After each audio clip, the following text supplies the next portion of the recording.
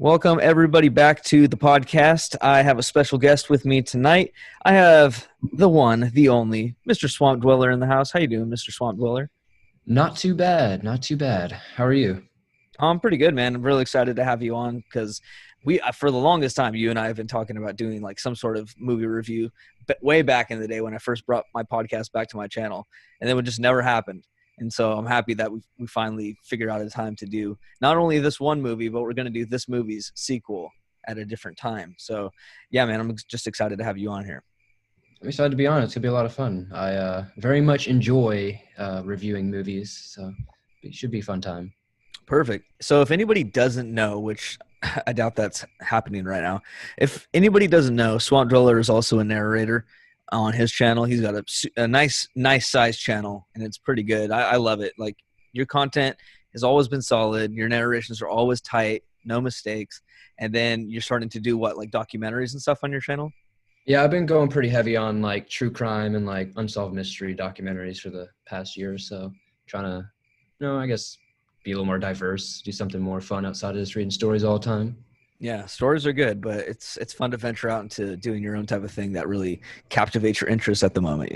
I think your documentaries are pretty cool, dude. Keep them going. Hell yeah, I appreciate that. No problem, dude. All right, so the movie that we are going to review today is going to be a movie that came out back in 2011. It's called Grave Encounters. So how I initially heard of this movie was I was working for FedEx back in 2011, and I was working side by side with this guy, and he was telling me all these scary movies I needed to see, and he said, "You ever seen Grave Encounters?" I said, "No." And he said, "Dude, it's good. It's scary too." And I'm like, "All right, I'll give it a try." And I watched it, and the first time I watched it back in I think 2011, or it was probably 2012 because I watched the sequel directly after it. So back in 2012 when I watched it, it terrified.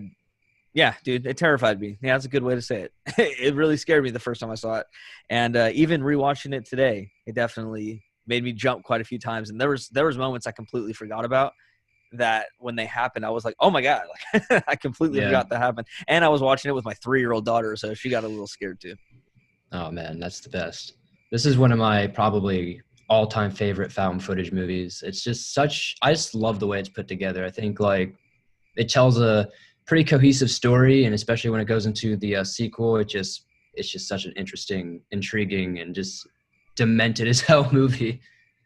Oh, totally. It really is. And I have a lot I want to say about this one because I'm not going to get into it quite yet. I'm going to get through some of our information of this movie.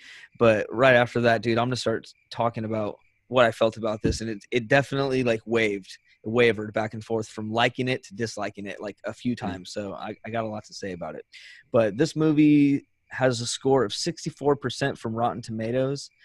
Which is actually better than some of the last few movies I've done. They usually have been around like 50-55%. So this one is a little bit higher. And then on IMDb, it's 6.1 out of 10, which also has been higher than some of the other movies I've been doing recently. So it seems like people like this one. So I'm not surprised. It's good. So yeah, what do you think of those ratings? Do you think those are pretty accurate, or do you think they should be higher or lower? Personally, I think they're probably pretty accurate. I'm very much in your boat. I'm like that 50-50 route. Like, I love this movie, but I also hate it because there's like things that like, but I think every movie might have that. But I think that's probably about right. I'd put it about there. I'd say it's probably like, it's a solid movie, but it could be better. Yeah, I think that was a pretty good score too. Actually, the Rotten Tomato score I think should be just a little bit lower compared to some of the other ones I've been doing, the other recent episodes. Like I just did 47 meters down with Unit 522 the other day, and it got a 54% on Rotten Tomatoes. And I truly think that movie is a little better than this one. So whatever, everybody's got their own taste. Yeah. This movie had a budget of $120,000, and wait for it, the box office it made 5.4 million. Wow. Dude, off of 120K. So that's pretty good, man. That's a pretty huge turnaround. This movie was written by the Vicious brothers, Stuart Ortiz and Colin Minahan. It was directed by the same people as well.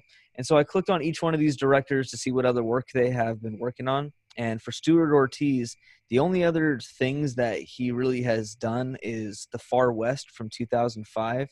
And then Colin Minahan directed What Keeps You Alive from 2018. Hmm. And then They have done a few music videos, it looks like. So yeah, they haven't really done much. So this is probably their best one, I would say. For $120,000, I would say like, yeah, like the effects weren't like the best, but like I'd say for 120 grand, I thought this had like a much larger budget.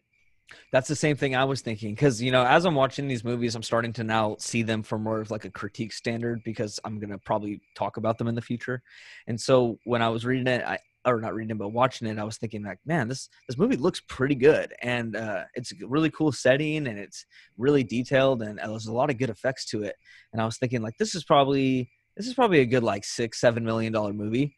And then so when I was looking up the research and I saw 120,000, I'm like, wow, they I want to know what they were doing to get all of that in 120,000 because I want to start applying that to some of my stuff that I'm working on.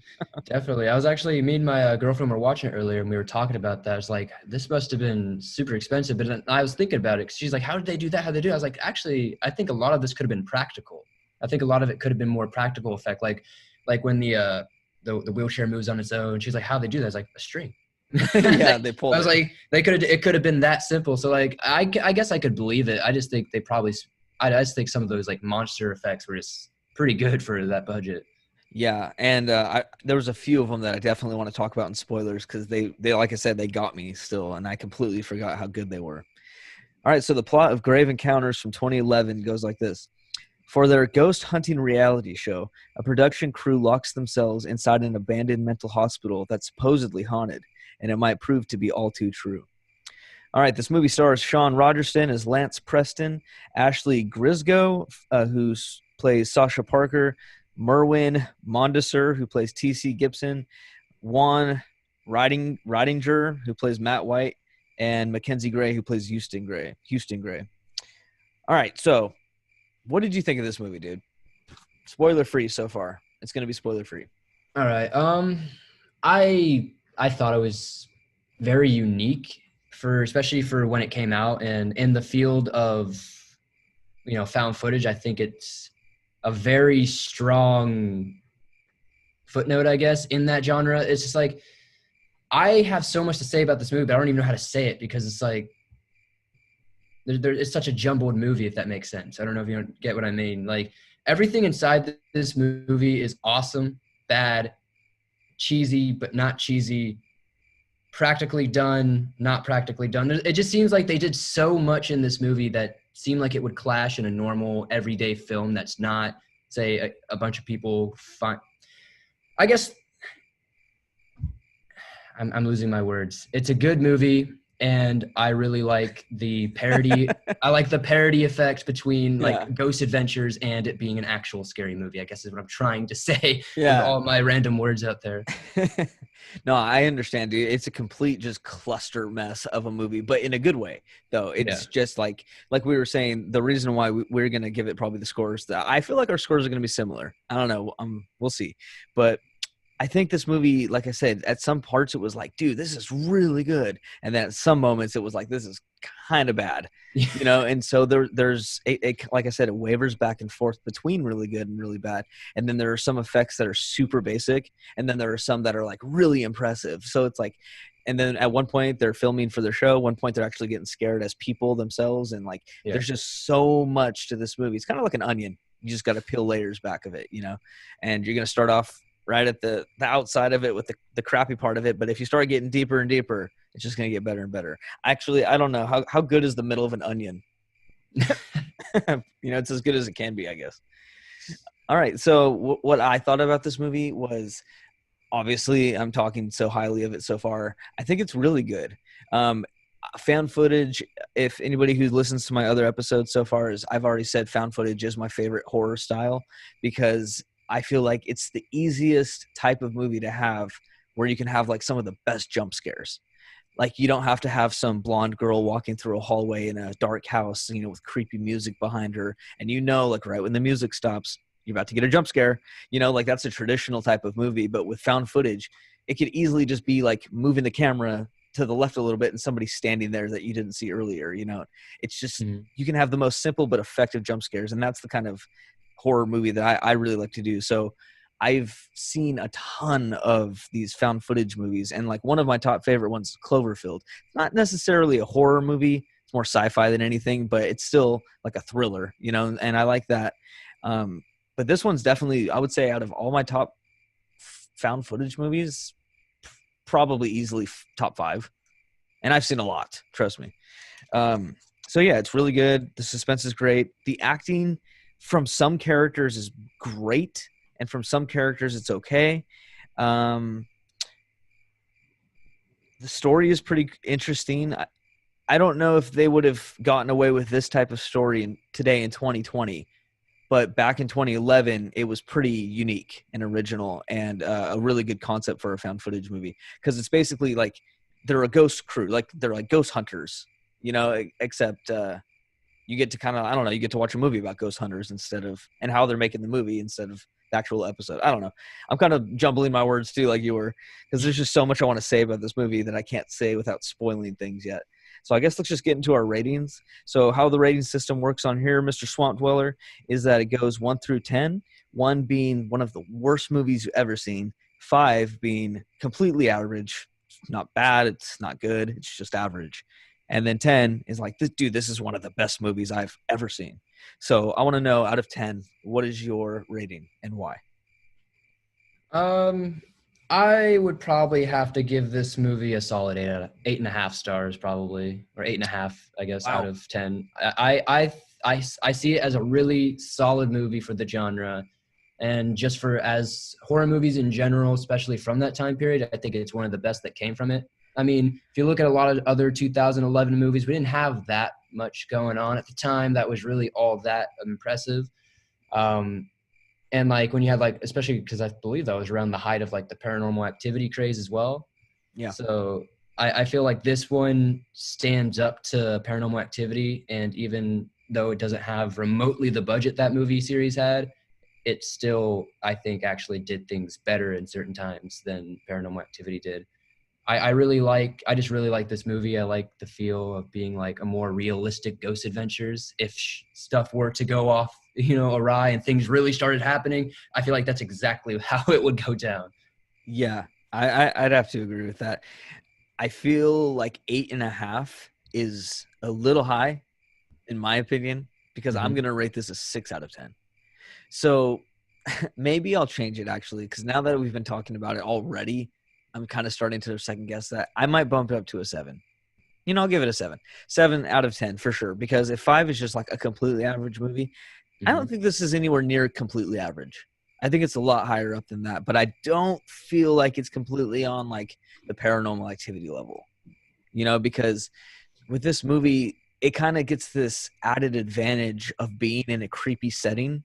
You're in an Mm-hmm. old abandoned mansion of a hospital, and in Paranormal Activity, you have to create fear by being in a nice, beautiful suburban 2-story house, and so I kind of feel like you have to put a little bit more work into a movie like Paranormal Activity than you do more so of an insane asylum, because you know that you can easily just throw 2 people in white gowns into a corner of a room and you're already going to be having an advantage because you're in that sort of creepy setting to begin with. Does that make sense? Yeah, yeah, very true. I agree. Yeah. But still, 7 out of 10. I think it's good. It's in between average and really good to me. Definitely. If you're talking about more so like the found footage genre, then it's for sure up there, way up there. But if you're talking just in like horror movies all around, that's why the score is a little bit lower for me. Yeah, I can More of a respect that. ratio. I'd probably agree, I guess, overall with all horror movies. I'd probably put it more down to like a 7, but Yeah. I feel like it definitely stands up, especially in the found footage genre. It definitely is up there. Oh, totally. It totally is. And I can't wait to get into it. So, this is the part where we're going to end our spoiler free talk. So, if you haven't seen this movie and you like found footage, it's definitely up there. I guarantee Swamp Dweller and I both agree that we would suggest this to anybody who's a fan of ghost stuff, paranormal stuff, and or found footage movies. Would you agree with that? Oh, 100%. All right, cool. So thanks everybody for watching the spoiler free part. And if you want to stick around for spoilers, go right ahead because we're going to start those right now. So, Swamp, how I like to do my spoiler free or my spoilers talk is I like to start it off by asking you who your favorite character of the movie was and who your least favorite character of the movie was and why. I actually thought about this question a lot when you sent it over to me earlier. And I was having such a hard time actually coming up with one character that I really liked and one character that I didn't like. And I guess the only answer I really have is that this is a type of movie where I don't really think you can have, I mean, I guess people could have their favorite, but I think this is more of like a situation where like you care about everybody equally because this could happen to anybody. So like if you're going with your friends, imagine like I just put myself in that. I was like, man, I don't want my friends getting wrecked and I don't want to get wrecked either. So I kind of had a really hard time finding one person that I really jived with because at the end of the day, all their personalities kind of suck. Oh so yeah, they all did. Yeah.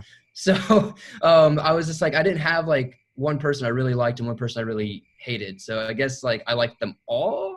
I Okay. don't. I guess that's a cheap answer. Okay, so it's like a combination of your favorite and least all in one big group. One Yeah. one big group of amigos. Okay. Well, okay, so then I'll get into mine then. And so my favorite character was TC, the Mm, black guy, mm, because there's a point in the movie when, and this is one of the very first not jump scares, but scary things that happens. It happens to him, and he's standing in one of the hallways, and there's that wheelchair that's in the middle of mm, the room, and he sets down the camera, and he gets a phone call, and it's so funny because like I'm married with kids, and so like whenever my wife calls to tell me about like one of our kids or something, it honestly like went almost the same direction as this phone call, where he basically like gets a call and he's like, "What's up, baby?" And he's like, "What's going on?" Okay, put her on the phone, right? And then he's like, "Hi, daddy's here. You know, don't be scared. There's no such thing as monsters. Monsters don't exist. And if they do exist, your dad's not going to let them beat you up or anything." And in the background, that's when you see like the wheelchair move for the first time. And he's like, "Yo, what was that?" And just like from that point on, he started flipping out. And I just kind of felt like his reaction was completely genuine.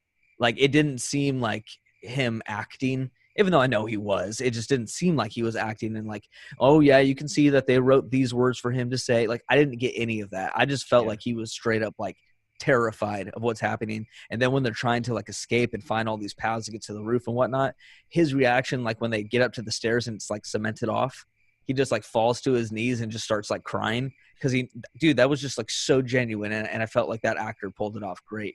And I just liked his personality too the whole time. So that's my favorite character of this one. Truthfully, my least favorite was the main guy, Lance, Sean Rogerston, that guy. I don't know if it was because he was trying to be a major douchebag or if he just was to me, because whenever he was doing his Grave Encounters recording stuff, he'd be like, "Hi, I'm Lance, and today we're going into this house and we're gonna find a ghost." You know, and just like the way he was talking, it like really annoyed me, dude. I don't know. I thought like even if you are recording for a show, dude, you're coming off super duper corny, and his attitude kind of sucked towards the group as well. Like they would all trying to be, try to talk to him and stuff, and he was like, "No, no, no, like don't worry about it. Blah, blah, blah. We're trying to like just shoot the show." And like there's a moment when Houston, the psychic guy, they're trying to call one of the spirits, and Lance is like, if you push the door, if you can hear me again or something. And then the guy is like, "Spirit, I want you to come here." And Lance is like, "Dude, just stop. Like I don't know. It just seemed like everybody else was kind of like a group, and he was kind of just like the group's boss Mm, in a yeah. way. And I didn't get like a super tight friendship relationship between him and the group as much as I did just the rest of the group, if that makes sense. And I don't know, dude. He just like the whole time he just kind of annoyed me, and it just kind of seemed like there were also moments where he would pick up the camera in the middle of getting like attacked by something, and then he'd be like, "Right now we are starving and we're not going to make it through this, we don't think." And she's like, "Why are you recording?" I kind of felt the same way. I was thinking that, like, why are you recording, dude? Like, most found footage movies explain like the reason why you need to keep that camera rolling constantly, but I just kind of felt like this movie didn't pull that off as well as some other found footage movies do. Like the movie Creep. Have you seen that one? Yeah. There's Very that good movie. moment when they're basically negotiating what they want to happen throughout the day. So the main guy is telling the camera guy, like, just keep that camera rolling, dude, because we're gonna do a lot of stuff, and I'm paying you to keep that camera just going. So it makes sense in that movie why everything is being filmed. In this one, more so, I was like, why are you filming yourself, and why are you talking in the Grave Encounters voice? Like, dude, you're gonna die, you know? Like, shouldn't you be more scared than that? I don't know. That guy just kind of rubbed me the wrong way. So he was my least favorite. So what do you think of my favorite and least favorite? Honestly, I agree 100% because like when I was talking about it earlier, my girlfriend was like, "I like TJ a lot or TC, excuse me," and I agreed because when you said earlier there were some really good actors and some that were a little shaky. I feel like he was one of the best actors in the film, and I agree with Lance Preston or Sean or whatever his many names are, but I feel like I just laugh at him a lot because it's just like I love the it's literally Ghost Adventures. It's Zach Bagans to a T. Like I love it. It makes me just laugh so hard that they're just like roasting him. I hope he got a check for that, but I agree 100%. I think Lance is probably the hardest to like, but I think to your point to where like it was hard to understand why they were rolling. I agree. I feel like you have to watch the second movie to really get all the context to what happens in the first movie. And I don't know if that makes a movie good or bad because sometimes I like that about a movie, but at the same time, like if you're not aware that there's a second one, it might kind of really affect your view of the movie. Yeah, I agree with that. And yeah, so in this one, I have a lot I want to say about it. A lot of good stuff, a lot of bad stuff. So I guess let's just start, diving into parts of this movie, starting with kind of like the opening. And it starts off at this one guy. I didn't write his name down, but he's like a producer of a TV show, and he's Mm. talking about Grave Encounters. And yeah, they had this ghost show, and it was like really popular, and this was like way before everybody else started doing it, so they were like one of the first. And so I was like, oh wow, so they're like probably a really big, a YouTube channel, or like a really big, TV show or something like that. And then there's a point later on in the movie where he goes, guys, this is only like our fifth episode. And I was like, fifth episode? Like, what was that producer guy talking about then? How did these guys become like a hit TV show with 5 episodes, uh so that kind of was like, huh, the continuity in that didn't really work for me. But eventually they go to this house, and they're filming like people, like the caretaker and like the gardener and stuff. And I really loved that part when they're talking to that like Mexican guy who's like watering the plants. Yeah. And he's like, hey, have you ever seen any ghosts or anything here? And the guy's like, no, no ghost. And they're like, dude, can you just like pretend? And he's like, I'll pay you money. And he pays the gardener guy money. And then the guy's like, uh action. And the Mexican dude's like, I saw a ghost right over there. Yeah, it was scary and stuff. And they're like, wow, a real life ghost. Like stuff like that was funny, and I dug it. Like, what did you think of like the whole opening up to, introducing what Grave Encounters was, and seeing them interview people, and the locksmith guy who lets them in? Like, what did you think of that whole opening? I like the opening a lot. I like how it kind of it's like it sets up it sets up the vibe of the movie in a sense to where like the characters are like you could tell that they're like so arrogant, they're all full of themselves. It's all about this show, making millions, et cetera, et cetera. And I just have to say that the Mexican gardener part's the best part with his face where it's just like blank. He's like, it was right over there. It was just like it's the best part. I love it, dude. Like Yeah. I think it was a good opening with the I think they set it up to where like it seems like it's no big deal, but it's definitely gonna give you a wild ride. Yeah. There was one thing though that I was noticing about the beginning, and even when Lance and his crew get in front of the mental hospital, and they're like, right behind us, right in there. We're gonna spend a whole, that whole night thing, that whole speech that he was doing. I don't know what, I'm assuming TC, the Merwin, the camera guy, was doing when he was filming, but I noticed a whole mess of like zooming in really close, and then zooming out, and then zooming in and zooming out. And I was like, dude, I felt like I was on a boat. I was like, oh my God. Like, I'm not somebody who gets nauseous with found footage. Like when people said Cloverfield made them like puke, I don't get it, because none of that makes me sick. But this movie, dude, like going in and out, in and out, in and out, I was like, oh my God, dude. Like, is this the whole movie? Is this going to be the whole movie?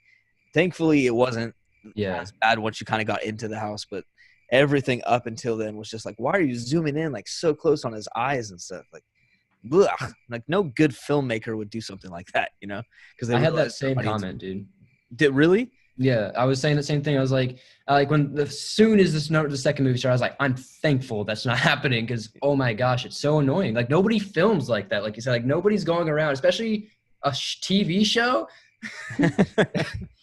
I don't know. It drove me nuts. And like then when they're always just recording like, random stuff, like they're like recording the hallway, but it's like the roof or like this one pipe. It's not like the actual hallway. It just drove me Yeah, nuts. yeah. I don't know. Maybe that's what their film school taught them. Because I don't know, dude. I never would do that. It would just make people sick. And like that, I learned back when I was like a sophomore in high school that like when you give a speech, don't rock back and forth. When you're talking or forward and back because your people who are listening to you are going to start like getting sick watching you go back and forth. And I was like, really? So like, that's when I learned like whenever you're filming something, you don't want it to be like shaky because whoever's watching that could get sick. You might, and even for video games, dude, like there's times when I'll be playing Call of Duty with somebody and I'll just be like completely fine. But then like, say like my son wants to play and he's running around and I'm like, dude, I'm getting nauseous watching you play this video game. But when I'm playing it, I don't get nauseous. You know what I mean? Yeah, I don't know true. how we got on that tangent. My bad. All right, but yeah. So they eventually get into the house. They set up in the lobby a bunch of cameras and lights, and um, they bring in Houston, the psychic guy, and it's funny because the what am I trying to say? I'm stumbling over my words. The caretaker of the place told them that some girl in the asylum like slit her wrist in this bathtub, and so the just a lot of red blood water when they found her, and so they tell Houston Gray the psychic that, and then he like comes in with this like super corny psychic spiel like, I feel the energy in here. I think there was a death in here. Did a girl slit her wrist or slit her wrist? And Lance is all like, that's incredible. The housekeeper just told us that somebody slit her wrist. That's incredible, Houston. Super silly and goofy. But then eventually they get locked in and some weird stuff starts to happen. And I wrote down the very first weird thing that happened. And it was that one window on the fourth floor opened up. Mm. That was like, you remember that part? Yeah. Yeah, so that was like the first scare, and then the second scare was the wheelchair that moves when TC is on the phone, like I was already talking about. And then right after that is the next scare is when that door slams shut on that one guy, and then everyone starts freaking out. So, what did you think of like the start of them being in that lockdown and like walking through the halls? Did you feel like it was well paced to get to the scares? Did you think the scares took too long to get there? Like what, or was it perfect? What did you think? Um, this is actually something else I pointed out to myself. It's kind of funny. I actually felt like it kind of took a little too long to get things going. Like, I don't think we should jump right into it, but at the same time, I also felt like it was a little long before anything really started happening. And for the window to be the first kind of, I guess you say scare was a kind of weak too. So like, I felt like by the time like things actually started happening and ramping up, like it was kind of far gone. I felt like it should have been a little more intense if we were going into this place that is, apparently so bad. But yeah, I don't know. I guess that's my opinion. I feel like it just took a little long to get into some sort of action going on from the paranormal side, I guess. You basically like took the words out of my mouth when it came to the window being the first scare and it was kind of weak. That's like the same way I viewed it too. I was like, okay, it was pretty obvious that they said that was going to happen and then you saw it. Like that's the focal point. Yeah, it's going to open. Like I'm not surprised. And then the next scare was the wheelchair where it just kind of moved and I was like, is this going to be like string type of practical effects like the whole time? Is this going to be kind of a cheap movie? But then shortly after that, like once you start seeing like the first person with that little girl in the corner and she turns around and her eyes go black and her mouth gets huge and stuff, like I think from that point on it was full throttle with the scares and the intensity. And I feel like because of how good everything else was towards the back end of the movie, it kind of forgives the beginning stuff, how long it took to get to the scares, because once the scares do get here, it's totally worth it. Like, I don't know if you remember the show Dragon Ball Z or if you ever watched it. Yeah. But I'm a major fan of that. And the main villains, how long it would take from the start of the fight to get to the very end of the fight with the main villains would be like 100 episodes of Yeah. just like filler.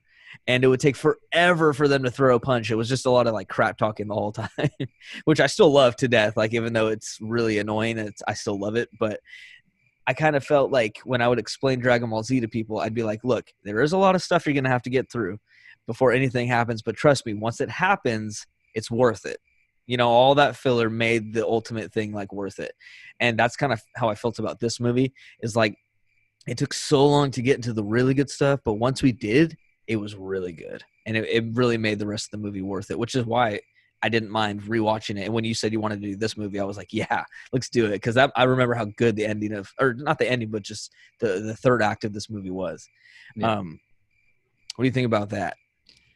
I pretty much agree completely. I just like, I think that like you said, the latter half of the movie really does make up for the slow intro, but it's just like one of those things where like I there's just like, I agree with you. It's like I felt like it was all going to be string effects, cheap stuff, and then once it ramps up, it really just kicks into gear. It's like it's 0 to 100 in like a literally a snap of your finger. It's so quick. It's like, and that's my favorite part of this movie is that it does start off like, it almost feels like they tried to start the movie being almost as realistic as possible, how like maybe a real ghost show would be, and then at one point they're like, F it. Yeah, let's just go for it. That's the feeling I got too. So what did you what was some of your like favorite scares, if you can remember? Because I have one specifically. Um, I would probably say the two that I always think of for whatever reason is we haven't covered this one yet, but when TC gets pushed down the stairs the first time and he like janks his knee up. Mainly, I don't know if anybody else noticed, but you look close, you can actually see a shadow hand push him. And I really like that part. It probably took me like the fourth or fifth time I watched it. I watched like this Easter egg video and somebody pointed it out. And I was like, oh, that's really cool. And then the other one I like a lot is when TC actually gets dragged into the tub and just disappears. I wish they did a little bit more with that, but I like the idea of like you get dragged in and it's gone. Yeah, that like he just vanished into the blood. And I loved that part. Even though like you can kind of see it coming. I thought more so like a hand was just going to come out of the water. I didn't realize like a whole woman is going to just jump out of the blood and pull him in. And I was like, dude, I need to learn how to do an effect like that, because first of all, like they're staying there for like a little while on that tub full of blood and you don't see anybody. And all of a sudden she just jumps out. I'm like, wait, how long was she actually underneath there, like holding her breath before she had to jump out? And then also, how did they pull him in and then like just get away with all of that? Like it was just so good. It's so clever. It definitely was one of my favorite scares. But my favorite scare was when I believe it was Sasha and Lance were together and they went into this room and there's like a little thing that's bloody in the corner of the room. And Lance walks up and he's like, what's that? And then he kind of looks forward. He's like, dude, is that a tongue? And then like you see like little drips of blood like dripping around it, and you look up and there's like this crazy dude in the corner and he just like screams and he has blood in his mouth and he jumps down and like chases after the camera, and dude, they like slam a door in his face. Dude, that was one of the biggest ones that I forgot. And when it happened, I literally out loud was like, oh my God. Like it freaked me out, forgot dude. all about that, and I just watched it and I was just like, it hit me. So I was like, oh, that is a good one. And I was like, I should have said that one. That is Yeah, a good one. I like that one. Yeah. that one probably scared me the most. But there was great ones. Like there's one towards the end of the movie where it looks like about like 9 or 10 just black hands and arms just comes out of the ceiling at them. Like that was creepy. I liked when this, it's kind of cheap, I guess, but I liked when Sasha and Lance are together, like in that dungeon or whatever, like the cellar in the basement or whatever. And like this cloud of smoke comes in and it kind of fills the camera. And then when the smoke goes away, Sasha's gone and it's just Lance. And he's like, what happened? Yeah. Man, I feel like that's one of my least favorite parts, honestly. I really felt like that was just like a cheap way to get rid of her for the end, to be honest. Like I hated that part because I wanted her, like I kept getting her death confused with the part in the second movie, and I really wanted her to have like this brutal death I had in my head, and then like when it was like she vanished, I was like, really? That's it? Yeah, that's what I was saying. Like it definitely felt like weak, but I still kind of enjoyed it because, Mhm. in a sense, like you didn't see it coming. At least I didn't see it coming.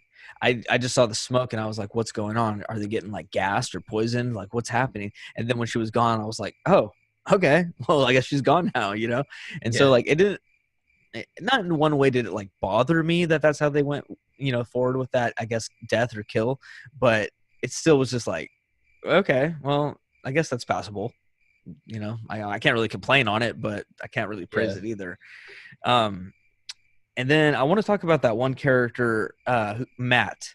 He was the guy who was like the sound guy and the tech guy, and he also was the cigarette smoker because they even make a comment in the middle of the movie when they can't find him, like look for cigarette butts because that means he probably was nearby smoking or something. What did you think of that guy's character? Because I'm like mixed, and I want to hear what you had to think about him.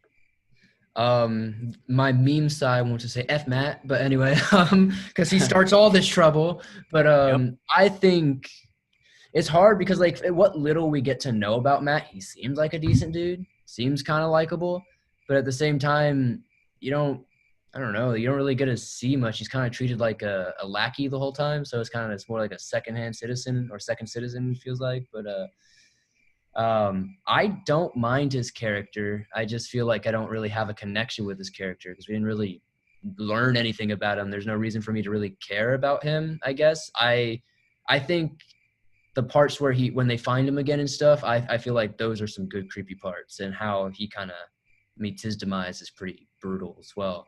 But outside of like his character, I guess there's not really much for me to dislike or like, I guess. I think what you just said segues me into something I wanted to say, which is I didn't really feel a connection to any of them. And I think that's why this movie is not a 9 or so, because you do want to see a human die. No, you don't want just a person to lose their life. But so you don't want them to die for that sense, but I didn't want them to die because I just truly liked that person and loved that character. I just didn't want them to die because they're a person that I don't want to die, and I want to see them get out of this, but not because I cared. It's just I wanted to see how they would get out of this. And I feel like this movie suffers from a lack of character building, which is actually something I'm going to praise the sequel about because they had great character building, which is why I liked that one more, to be honest. Um, but yeah, so it was pretty good. Um, the characters are cool. I like this movie. What are some other parts that you like that I didn't talk about? Um, hmm. I just have everything from the second movie in my head because I just watched it. So Yeah. I would say I really like the part where, especially like towards the end, where like he like grabs the rat, and he eats it for the first time, where he beats it with the pipe and everything. I like that part a lot. That was pretty cringy. I really like when he's descending kind of into madness and accepting it at the end, like doing the EVPs and like, what do you want from me? And then like you hear like the millions of voices speaking, and like he slowly goes insane. And then I think the last part I really like is just the end, like where he's like, I'm not crazy, and they lobotomize him. Oh, yeah. Okay. Um, yeah. I don't know.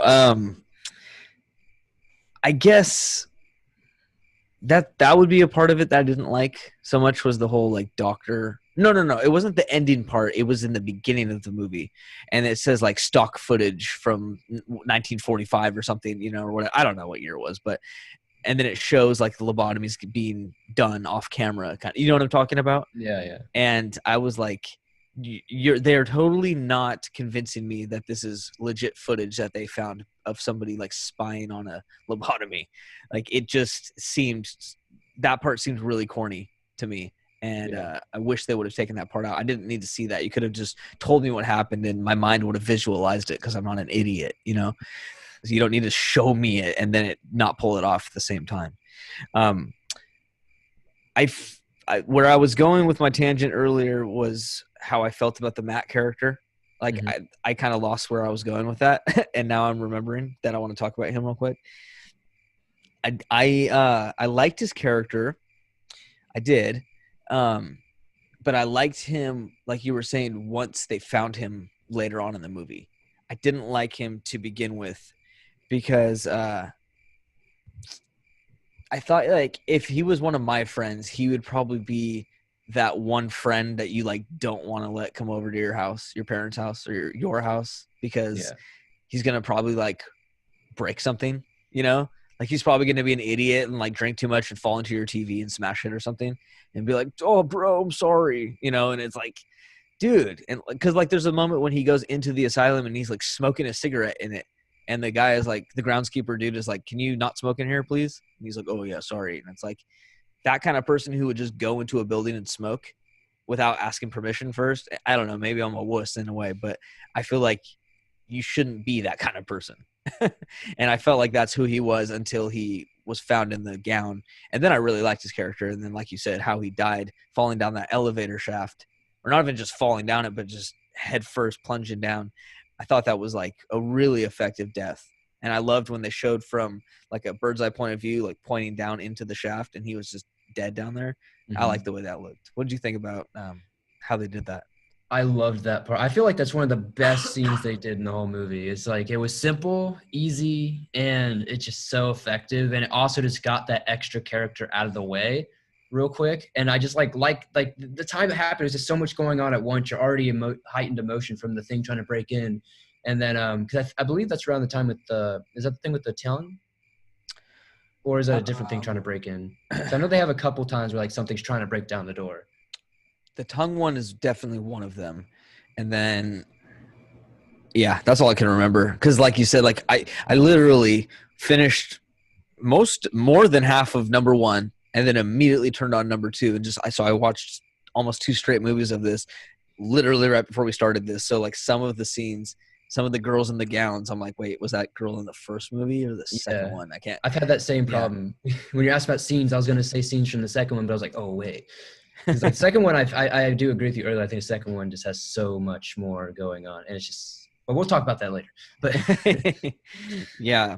Okay, let's see.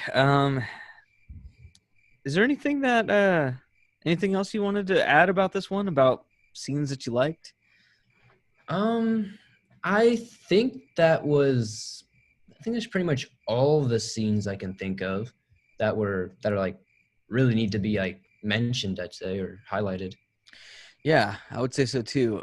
There's not much else really about this movie except it's a lot of, I guess this kind of annoyed me a little bit. It's a lot of just turning down hallways and turning down hallways and just there's another hallway and there's another hallway, and I get that it's like it's supposed to completely be changing at all times and you're just getting more and more lost in this building, but like sometimes it would be nice to have a little change of scenery instead of just a green Yeah. hallway the entire freaking time. um and then I want to talk about Houston, the psychic, about his death, because he's in the hallway and he's like in the pure darkness, and he gets attacked by this demon, and he basically gets choked out in the middle of the air, and then the ghost or whatever just like drops him, and then I don't know what he does, but the ghost like kicks him or something and he like flies down the hallway. I um was I was about to laugh about that part because like I was like when that happens like what happens because like there's like this I don't know if it's the editing or what but there's like this pop of light and he flies and I'm yeah. just like did he just get blown up what happened like it's just like for the being at the first death I felt like it was a little like underwhelming but at the same time I just was so much more confused about how he died because like I see he gets choked and suddenly like he gets thrown and I'm just like what just the way he gets hit just made me laugh because it looked like he got punched in the ass. Yeah, exactly. Like he got like he was a football being kicked for a field goal, and he was just like, yeah. But then he like lands on the ground, and then that's like it. That That's it, yeah. like what happened? Did you smack your head on the ground, or are you even dead? Like what happens? I don't know. But dude, I also want to talk about Sasha because I liked her character quite a bit. In the very beginning, I was like, I don't know if I'm gonna like this girl, because like when they go into the mansion and stuff and the groundskeeper tells the story about the girl who cut her wrist, who was in the tub, it kind of pans on her for a little bit longer as everybody's leaving the room, and she's kind of just staring at the tub, and the guy's like, Sasha, you okay? And she's like, yeah. and you could tell that she's like probably thinking about how somebody just murdered themselves in that tub. Um, which I guess I can understand being a little like, ooh, that's overwhelming. But because she was emotional, it kind of rubbed me the wrong way. I was like, is she going to be one of these really emotionally whiny girls in these movies? Thankfully, she didn't, to me at least, turn out to be that type of girl. I thought she was pretty cool, and she didn't just hide in the corner like, I'm too scared to do anything. You guys go. I'm too scared. Like, she actually was with the guys, so I thought that was pretty cool. And then the best part about her was the moment when they pull up her shirt, and on the back of it, it says hello, but it's like carved into her skin, dude. Oh, could you I forgot imagine about like that what that part. would Yeah. feel like on your skin, dude, just getting ripped into it? That's something I've always wondered when it comes to like whether the stories are true or not. You know, like when it's like they're like, "Oh, I woke up with scratches down my back." Wouldn't you like? Because like scratches are like a burning sensation as itself. So I feel like you would feel that, right? And they're all wake up and it's suddenly there. So that's the one part about that scene I kind of always question. I was like, but how do you not feel that happening? You know what I mean? Like, how do you wake up with like something that bad, big and bad on your back? Because I feel like that would have to hurt, right? Yeah, because you would think that when it happens, she would like scream.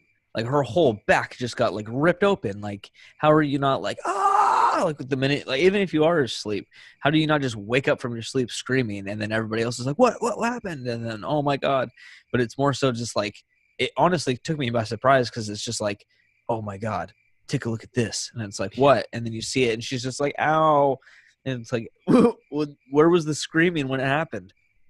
I don't know. Uh, but I did think like that was cool though. I Yeah. liked it. It was like carved into her back, and I just imagine like what it must feel like. And there's even a part too, like what it must feel like when she's walking, walking with these cuts on her back. Like how much that must hurt with her shirt rubbing on it and everything. Also holding a camera too. And then I think it's either TC or Matt or no, I think it was Lance actually, or somebody walks like too close to her and bumps her back, and she's like, "Ow!" And he's like, Mm. I'm sorry." Like, do you remember that? Yeah, I think that was GC. Yeah, I think it was TC. Dude, they just kept getting like messed up, and I yeah, feel like her character was probably the best done when it came to having some sort of emotional connection to a character in the movie. I feel like towards the end there was a little bit more like actually starting to somewhat care about these people. I don't know if that was just because of, how emotional hurt she was and some of the others were, or simply just because of how like anxiety induced you were at that point in the movie of just like every 2 seconds they're having to run over here or hide out over here and corridors are changing up every which way. But I feel like she was probably the closest character that I actually kind of cared about, and that's why I think I'm ultimately was sad when she didn't have an actual good death, when it was kind of like she just disappears like, oh. well, I can actually kind of argue with that point a little bit that maybe her not having a brutal death was better for her character because she was so innocent and sweet and petite, and she just, I felt really bad for her because she felt like super useless. It's what it kind of felt like. Not that she like couldn't be a good contributor to the group or anything, but she just seemed like you just wanted to kind of like protect her. Like Mm-hmm. you're with a bunch of guys, and it's like she's like the small one. You want to protect her, and so like I feel like to see her get like brutally killed or something like that might have been too much. Yeah, I kind of like that she just kind of faded off. Like she's gone, and she doesn't necessarily get beat up. But I don't know. Who knows? definitely. Maybe I'm wrong on that one. I don't know. But yeah. So the ending, Lance ends up by himself, kills the rat. He eats the rat. That was disgusting. Mm. Yeah, that was gross. I didn't expect him to do that because like I said, dude, I haven't seen this movie in like almost 10 years, so I forgot about that. And then when he smashes it and then starts eating the insides and just oh, nasty, dude. Would you eat a rat if you were starving? Like that? Eat it like that? My girlfriend asked me the same thing. I was like, oh, it's such a hard question to answer because like I've never been in that situation, but I'm sure if like, I guess not to be honest, because you're probably just gonna die from disease anyway from eating it like that. So I don't know. It depends how insane I guess if I was insane, yeah. I don't. I don't know. Yeah. I wouldn't. I don't think. I think I'd. I think I'd starve before doing that, or at least I would try my hardest to start searching for something I could start a fire with. You know, like I don't know, maybe not because I'm in a building too, but I don't know. I just don't. I can't see myself eating a rat like that. Maybe if it was cooked and I needed to, you know what I mean? But like, Yeah. just honestly, I thought he was just gonna like grab the rat and then just take a bite out of it, like an apple, which would have been nasty. But which he does. I can't say that because that's a spoiler for the second movie. I'm gonna have to cut that part out if I remember. Yeah, but it was pretty nasty. And do you remember how this movie ended? The first one, yes. Essentially, he's sitting there in the tunnels all alone, going insane after the EVP, after he eats the rat, and then a door appears, and then he goes through that door, and it leads him to the surgery room where the Doctor Freak or whatever his name is, and that's when he gets lobotomized, and the movie ends. Yep, that's exactly what happens because he's sitting there and he goes, "Oh, a door," and then that's when he sees it. He goes through it, and yeah, that was a pretty good ending. So that's how it ends, huh? Okay, yeah, I thought it was good, a good ending. It was fine. I didn't have a problem with it at all. It seemed like it suited the movie and fit. Did you like that ending? When I first saw the movie, because I didn't know Grave Encounters 2 existed, no, I thought it was terrible because I was like, what? But now that I understand that this whole movie, to enjoy it, you have to watch Grave Encounters 2, in my opinion, because this entire movie is just a prequel to that movie. So I think it is a good ending for what we're about to get into in the second movie. Yeah. You said that perfectly. If it would have just ended with no sign of a sequel, it would have been like, okay, that's it. Okay. But since there's a second one, which we're really going to dive into in a second here, or for our next episode, yeah, I think it was a pretty fitting ending. So, okay, dude, thank you for being on this episode. I appreciate it. And I will see you next time. Yeah, for sure. I never know how to end these things. It's always Zippity doo dah. Have a good day.